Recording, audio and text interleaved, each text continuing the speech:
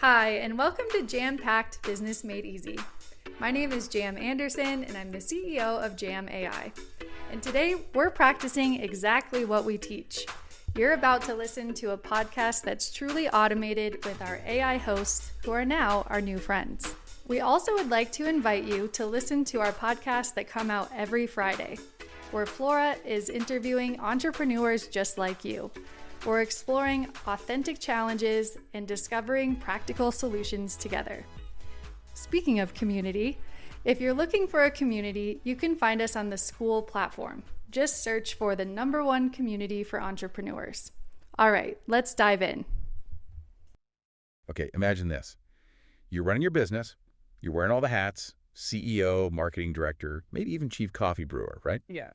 And you know you need to scale up. Mm-hmm. You've heard AI is the silver bullet. So you sign up for, half a dozen tools, one for content, one for customer replies, maybe one for data analysis. Yeah. Usual suspects. Exactly. You set them loose, you're expecting this amazing synergy, but what you actually get is, well, it's chaos. It often is. Your marketing copy suddenly sounds flat, maybe even robotic. Your team's juggling like 4 different logins to do basically the same task. And those customer service replies, yeah, they feel suspiciously automated. Oof, yeah. The robotic reply, that's a killer. Right. So you thought you bought this superpower, Yeah. but without any real guardrails, it pretty quickly becomes this huge liability. It's draining cash, and worse, it's eroding the customer trust you spent years building. Which is everything for small business. Absolutely. So, our mission today is simple. We want to give you the playbook to stop that chaos. This deep dive, it's designed as your shortcut to actually strategic AI use. Mm-hmm. We are going to unpack the 3 most dangerous, trust-killing AI mistakes small businesses are making right now. And crucially, we'll give you actionable, no-fluff fixes you can implement, like today. And what's really fascinating here, I think, is that the problems usually aren't the AI tools themselves. I mean, some are better than others, sure, but often the tech is decent. Right. It's the sloppy implementation. We see so many businesses getting stuck just producing generic stuff, outputs that are kind of strategically free-floating. We actually call that work slop. Oh, I like that. Work slop. Yeah. That perfectly captures it. It sounds messy. It is messy, and our goal today is to help you move beyond that work slop, get you into strategically aligned, high-value AI usage that genuinely drives growth and, importantly, keeps your brand integrity intact. Okay, love it. So let's not waste any time. Let's unpack the first critical mistake, the one that really undermines that whole relationship with your customer base. Okay, that brings us straight to mistake number 1. Over-automation. Basically, replacing those really important human relationships with, well, shallow, generic bots. Yeah, this one is everywhere, especially with small teams, just trying desperately to maximize efficiency. It makes sense on the surface. Sure. Over-automation happens when you just apply AI too broadly, like using it for every social post, every single customer reply, or automating these long email sequences that really should have some personal touch points. And the efficiency metric might look good for a bit. Exactly. Initially, it looks great on paper. But what it's actually doing is stripping away that essential human connection, the very thing that makes a small business feel trustworthy, relatable, different. And when you lose that differentiation, especially now, in such a crowded digital space, the consequences hit fast, don't they? Oh, they're severe and immediate. It instantly makes your brand sound generic, just flat, or, robotic, and that kills trust almost instantly. Yeah. I mean, think about it. If your marketing messages sound exactly like everyone else's auto-generated stuff out there, you're basically throwing away the only unique thing you have, your voice. You just become noise. Forgettable. Completely forgettable. We saw a really good, though kind of depressing example of this blunder not long ago. A company had this highly automated SMS chatbot dealing with customer queries. Chatbots, always tricky. Right. So a customer asked a slightly complex question, nothing crazy, but just outside the basic script. The bot just couldn't handle it and replied, really stiffly, something like, I can only send to X. Ouch, that's so bad. That kind of rigid, totally unhelpful response, it just tanks customer trust right there because the bot basically just advertised its own limitations in the most unfeeling way possible. Yeah, it's like, I'm a robot and I can't help you. Exactly. The customer didn't feel helped. They felt dismissed. by an algorithm. And that human element, the part that should have been the safety net, it was just completely missing. Okay, so how do we fix this? Because we can't just ditch all automation, right?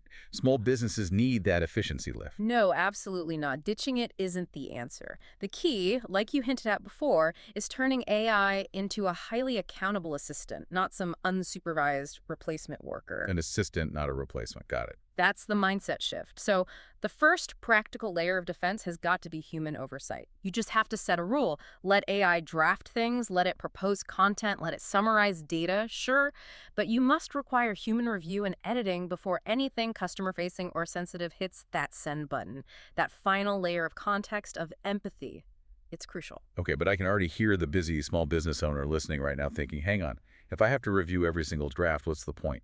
Isn't that slowing me down again? That's a fair question. And it's not about reviewing everything with the same level of scrutiny. It's about triage.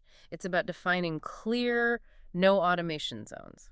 Ah, okay, like red lines. Exactly. You actively identify those high-stakes tasks, the interactions that absolutely must be handled by a human, regardless of efficiency gains. We're talking about, real crisis support, dealing with complex refund issues or legal stuff. Delicate situation. Yeah, or managing that really important customer onboarding handoff, or even just replying specifically to your VIP customers. Those need a human touch. Automate the low-risk FAQ response. Personalize the high-value relationship builder. Okay, that makes a lot more sense. Use AI to maybe get you 80% of the way there on the efficiency side for some tasks. Right. But make absolutely sure a human adds that final critical 20%, that layer of context or empathy Right. that actually builds the relationship. Precisely. And that really leads into the final fix needed for this mistake.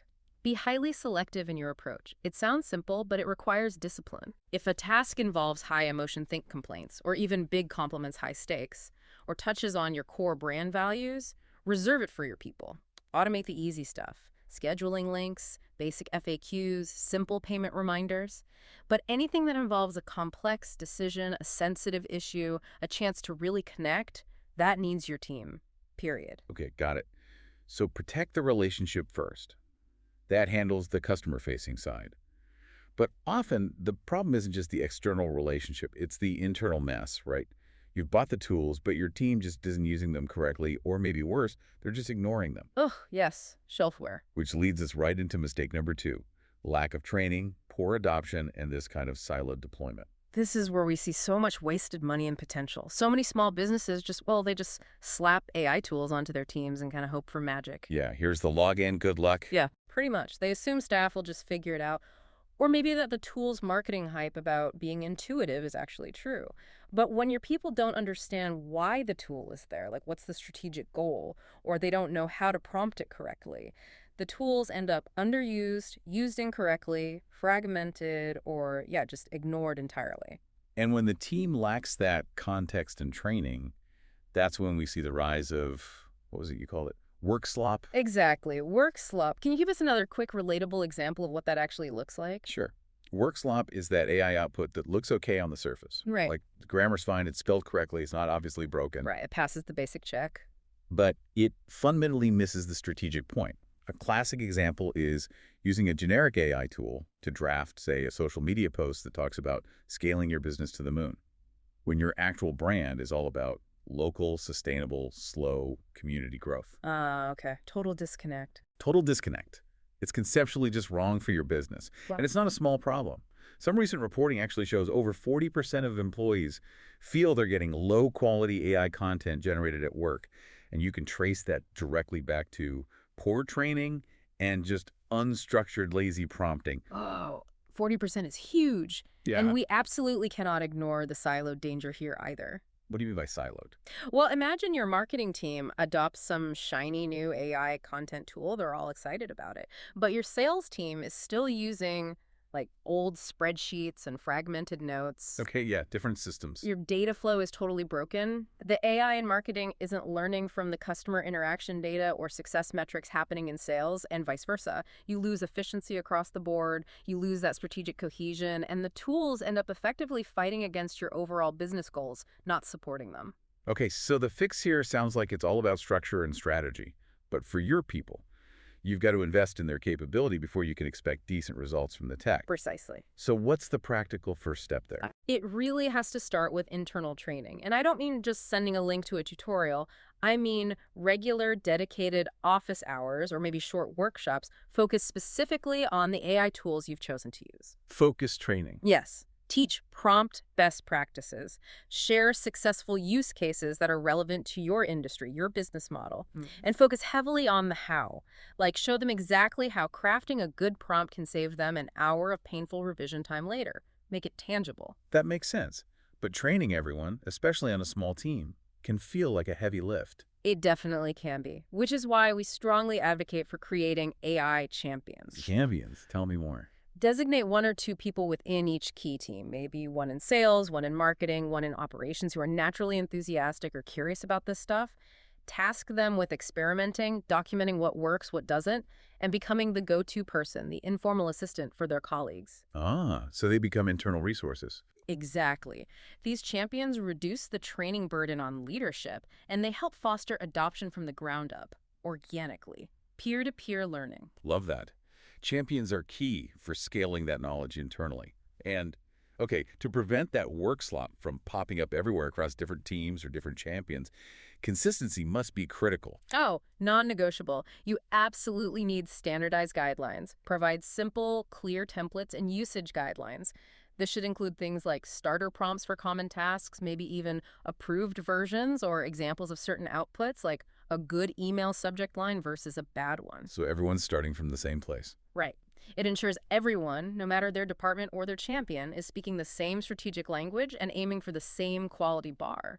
Consistency. And finally, I assume you can't just train them once, give them guidelines, and then just walk away. Absolutely not. You have to close the loop. You must measure and iterate. Actively track adoption, who's actually using the tools, who isn't, why not. Gather feedback constantly, what parts of the guidelines are confusing, where are people getting stuck. Monitor error rates or outputs that need heavy editing. Use the data. You have to use that data, not just your gut feeling, to continuously improve your training, refine your guidelines, maybe even swap out a tool that isn't working. Otherwise, you're just throwing good money after bad software and processes. Okay. We've covered protecting relationships, and we've covered enabling your people. That brings us to the final and maybe the most subtle mistake that can quietly kill your growth. Mistake number 3. This is ignoring brand voice and strategic alignment. Yeah, this is the mistake that just makes you bland, instantly forgettable. Too many businesses jump on the AI bandwagon just because it's cool or because they feel they have to. Oh, right. Fear of missing out. Totally. But they do it without anchoring that AI adoption to their core brand identity or to a really crystal clear business goal. They skip asking that fundamental question. What specific, measurable problem are we trying to solve with this particular tool right now? And when you skip that vital strategic step, what happens?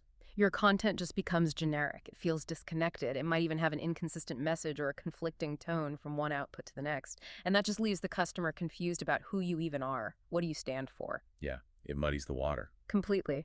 And expert analysis warns about this. Constantly letting AI dilute your unique brand voice is a serious risk. Because let's face it, in the absolute sea of content out there today, nobody remembers bland. So true. And worse than bland, sometimes misaligned AI can actually generate stuff like product features it suggests, or marketing claims it drafts that directly contradict your actual company values or the promise you make to customers. Oh, wow.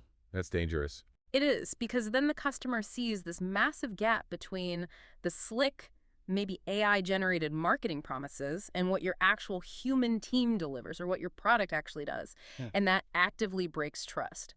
Big time. Okay, so the fix here sounds like it comes down to discipline. Discipline in how you prompt the AI. It means treating your brand guide almost like it's a sacred text for the AI. Exactly, like a non-negotiable input. So the first step is actually pretty simple. Revisit the guide, your brand, voice, and tone guide. If you don't have one that's clear and documented, well, you need to define one now. Like, what words do we use? What metaphors fit? What's our style? Formal, casual, funny, serious. All of that. You need that clear reference point before you can effectively instruct the machine. Okay, makes sense. Get your own house in order first, and then? Then you bake that reference point into every single action. You must embed your voice in your prompts. Always include explicit branding context in every prompt you give the AI. Don't just ask it for a social media post. Be very specific. Say, draft a LinkedIn post. The goal is specific goal, the example, generate leads for our webinar. Speak in a your tone, reasonable, conversational, and enthusiastic tone. Be friendly. Use analogies about your brand theme, example, building solid foundations, and keep it under 100 words. See the difference. Yeah, much more directive, giving it guardrails. Exactly. And that's where structure really helps. You should utilize structured prompting. Some people call them prompt scaffolding frameworks. It sounds maybe a bit complex, but it's really not. Right. It's basically just creating a template that you or your team fills out every time you need to generate something significant. This template is designed to force you to include those essential elements we just talked about. The brand attributes, the target audience, the desired outcome, the tone, specific constraints like length or keywords. So it stops the AI from just defaulting to its generic voice? Precisely. It prevents the AI from falling back on its default, often bland settings. It keeps things consistently on brand. That consistency sounds like the ultimate guardrail against becoming generic. But knowing how things slip over time, how do you ensure that discipline holds? Is there a final layer of protection? Yes, there is, and it's essential. The final safety net is implementing feedback loops. Build a simple, maybe recurring review system. This could be internal, where team members rate how on-voice AI drafts feel. Like a quick check. Yeah, quick check. Or even better, sometimes you can involve a small, trusted group of customers. Ask them, does this sound like us? Does this resonate? This isn't just about catching errors after the fact. It's about constantly calibrating the AI to your specific brand identity over time. It ensures that ongoing alignment. Wow, okay. That was a lot of really actionable stuff. We covered some serious ground there pretty quickly. Right. That was the full deep dive into the 3 biggest, most damaging AI mistakes we see small businesses making right now. Yeah, and just to recap quickly, small businesses really need to urgently look at these 3 critical areas. First, over-automation, where you're prioritizing speed over those vital customer relationships. Right. Second, that lack of training and the siloed deployment issue, which just leads to wasted money and that low-quality work swap. And third, ignoring brand voice and strategic alignment, the mistake that ultimately kills trust and just makes you completely forgettable in the market. Got it. And look, these AI tools are evolving incredibly fast. That's exciting. But it also means that mistakes made now, especially the ones that fracture trust or dilute your unique voice, they carry a really high cost. We're talking wasted dollars on software nobody uses, right?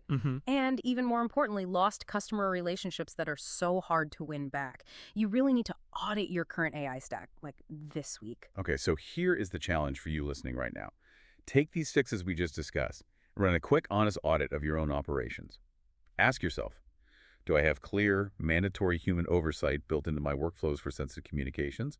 Are my people really properly trained? Are they using standardized prompts with those structured frameworks we talked about? And maybe most importantly, does every prompt my team uses explicitly incorporate our specific brand voice and connect to a clear business goal? Those are the key questions. And look, don't try to boil the ocean here. Don't feel like you have to fix everything all at once tomorrow. Just pick one AI tool you currently use. Maybe it's your content generator, maybe it's your email drafting assistant, whatever. And apply just one of these fixes we talked about today. Start small. Exactly. Maybe you start requiring human editing before anything from that tool goes out. Or maybe you finally sit down and write out that one crucial paragraph defining your brand voice, and you embed that into your main prompt template for that tool. Just do one thing, and then see how quickly that small discipline change starts to shift your output, how it improves your brand consistency, and notice the reaction you get from your audience. That right there is the quickest way to move from AI chaos to actually achieving that true, sustainable AI superpower for your business.